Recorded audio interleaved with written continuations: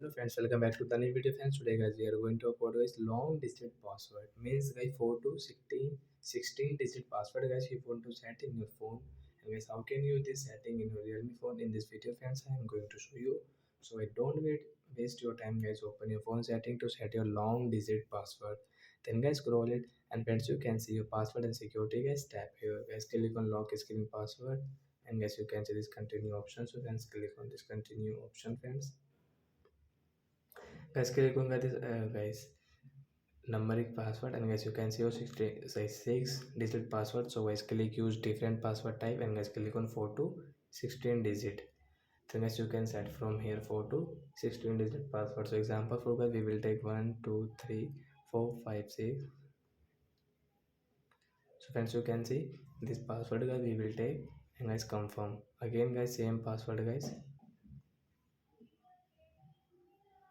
confirm.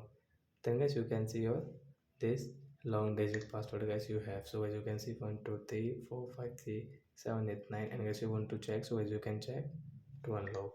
So like that guys you can set your long digit password in your Realme phone. So that's it guys, thanks for watching the video. We will meet on next video. Bye bye friends.